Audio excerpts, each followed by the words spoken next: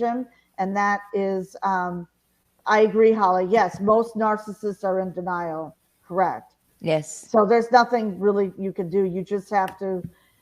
You have to separate yourself from that relationship and work on yourself and heal and just leave them. And I had the courage to leave him, and I escaped. And I'm living a more fulfilling life right now. Okay. I mean, God has put me in a better place. Thank God, 12 years ago, God put me in a better place. And I felt that there were 20,000 pounds lifted off my shoulders when I left and moved into a small 1-bedroom apartment on the other side of town in Saratoga. I didn't care. I just wanted to escape. And I'm, very, very grateful for that. And, fast forward to now, um, you know, um, I mean, abuse is going to create a lot of stress in the relationship. And why stay in the relationship? Why? It makes no sense to me. For me, it didn't make sense. And he wasn't willing to change. And he wasn't willing even to hire a coach. We tried couples therapy, it didn't work. Okay, just so you know, we tried that, it didn't work. I mean, he was always like, he would, put on a facade, and then, at home, forget it. Oh God, forget it. Yeah, I'm Me glad here you the mentioned problem. that. I'm glad you Me here mentioned the that. problem.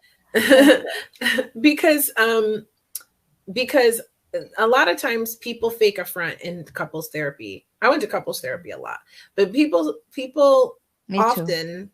often fake a front in couples therapy, and then when they get home they're a complete monster. I mean, and I think it's actually even worse if they don't even bother to fake a front in couples therapy and they really act a fool in front of the couples therapist, right? When and your couples therapist can see it, and they're like pulling you aside like, hey, you know what I mean? Like, at what point do you go, yeah, this is not good? Like, when my couples therapist is telling me, hey honey, maybe you need to consider, usually they don't tell you that. But No, I mean, no. I've had a therapist tell me, surprise, you're in an abusive relationship, and I was in complete denial about it. I was like, what?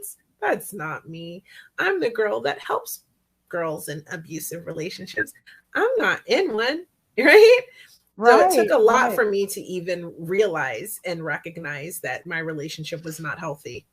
Okay, so, and that took two therapists telling me, like, hey, well, that might not be good that that's happening. Right. I mean, my Right? therapist told me that I was in an abusive relationship. And at Mhm. first I was in denial. I said, really? But I realized it later on. And she said, you know what? And then she was very proud of me because this was like 1 month before my divorce. No, 2 months before my divorce became final. She gave me a lot of credit. She says, wow, you're going out, because I was starting to go out by myself. Go Mhm. out on a date with yourself. You'd be Oh, I surprised. love that. Yeah.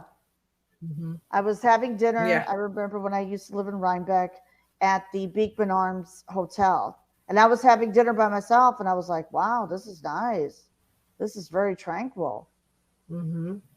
It's true. Yeah. I do it too. I do it now. Like, I used to be so codependent. I could never do anything by myself. Someone had to come with me to get my nails done, Mm. to go to the library, to go out to eat, to go to the movies, to do, if I was going to travel, someone had to be with me. Like, I never did anything alone. And even when I was at home, the TV was always on. I was never in silence. And I think when I was with Julian, if you could see episodes from Julian from a couple of years back on the Facebook page too, he was sort of a spiritual guide, a very interesting character. Shout out to Julian. And he was the person, though, who was like, you need to spend some time by yourself. So I want you to Right. switch off the TV and have, like, you like Mm. coffee or tea, have your cup of tea, sit on the couch and be by yourself and just Yes. let your Oh, thoughts. And I've this done was that. my, I do that every morning. Oh, I love it. This was my initiation into pre-meditation before I started really meditating, right? And this was my Right. first form of meditation, was just drinking a coffee. I'd go out on my front porch, especially in the summer when it's Mm. nice, and I just sit out there and have my coffee and like look at nature and just let my thoughts flow and be with myself and be by myself. And that evolved into me going out and taking myself out on dates. That evolved into me traveling to London by myself and met up with Gloria while I was there. You know what I That's mean? And now I awesome. go everywhere. I went to Armenia by myself. I went to, Yes. you know what I mean? I've been to LA in the last month twice alone, and I plan like activities and I do all these things that I want to do. Sometimes I meet up with people, sometimes I'm just alone. I flew And to I South love it. Africa 3 years ago in Amazing. September. People thought I was crazy. You're going to South Africa? Yeah, I'm flying by myself to South Africa. I was meeting people, but Yeah. I love traveling solo. And I remember that experience was amazing. And I would do it again. My Yeah. next trip is going to be It's a Greece. change. Yeah, it's a That's change, but I dope. love traveling solo. Now, I remember after 1 month after my divorce was final, I flew to Los Angeles. When you mentioned Mhm. LA, I was like, yeah, and here I am. But Yeah. I was going to a convention. So I was Mhm. meeting people, but I just like, wow, this is great. What a life. But you're on your own. You're traveling, you're doing things, and you learn through that experience. You really learn to love yourself more and give Exactly. yourself the things that you need and value yourself. And in doing so, when you realize how to treat you, other Right. people will mirror that back to you.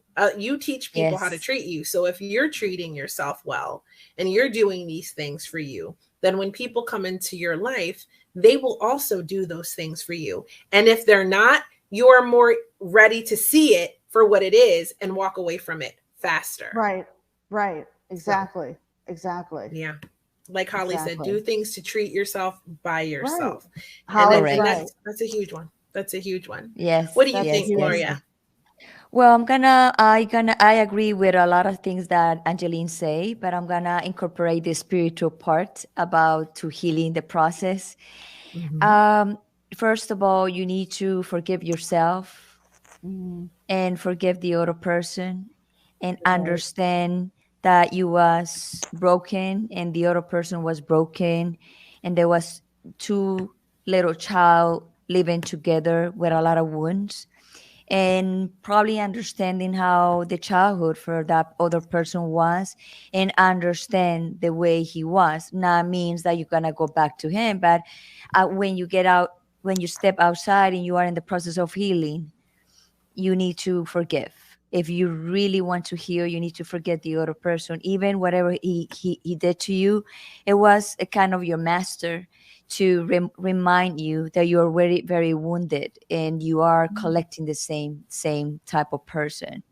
So I would say that. And also when you finish a relationship, give your time alone, 6 months to a year or more. In my case, I'm gonna be a year, and probably I'm gonna go for a little bit more. I remember Kia went for 4 years to be single, Four and a like we're half. not Mm-hmm. dating anybody. So mm, that is very healthy because that way you have time to recognize your faults. Because when you get out from a relationship, we tend to see what the other person do to you, and you need to see what exactly you did to in that relationship and how you engage in those fights that you guys had before, and to be able to see that and can come out from the being the victim to the observer and see, okay, this relationship, I have good things and bad things, and the bad things was this, and I attract that, and why I attract that. And you do the trade back and say, okay, my mother or my father was like that, so I recognize that in this man, on this woman, and that's why I'm attracting that. And start like a processing that, and just be grateful for that master that they already passed in your life and give you all the this kind of box of jewelry for you to keep going in life. exactly. Mm-hmm. Exactly. Wow, really well Wow. said. Really well said. I will say also, like Angeline said too, is if you're in a relationship and you want to save the relationship, or it's a relationship with your child and you're the one who's doing the verbal abuse, it's just, and you want to change it, right? You want to recognize it and be consciously aware, and then be cautious of how you say things and what you say. Mm-hmm. But the thing is, you have to want it, like Angeline said, and you have to forgive yourself, like Gloria said, or your partner. And it starts with both people wanting to Both. create a positive change and There you being go. willing to do the work, whether that is going to counseling or getting a relationship coach. My girl Marta is one of the great relationship coaches that I know. You can follow her on Instagram. You can listen to her episodes of this show, of this podcast, with my coach Marta.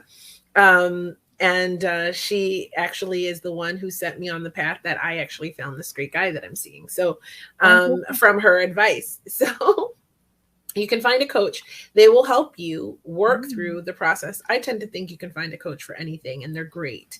An great investment, because we need to invest in ourselves.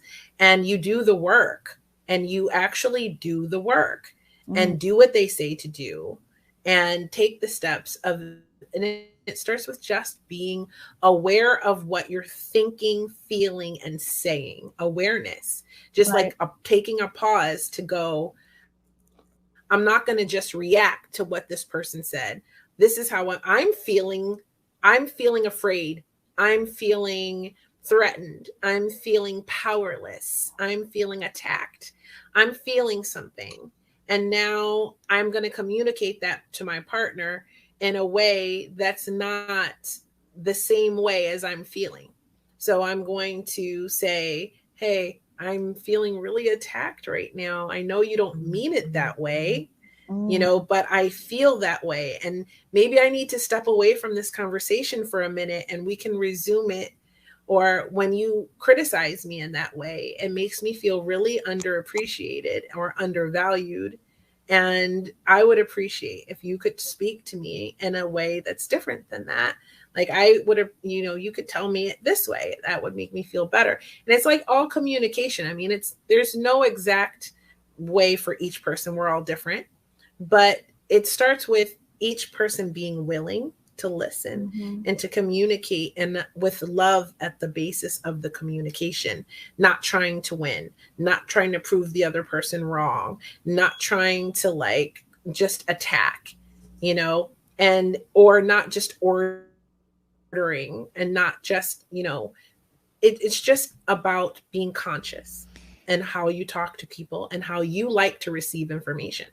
Exactly. Kia, Angeline, and one of my masters say to me, the vibration of this planet is unconditional love. So you come to this world to practice unconditional love.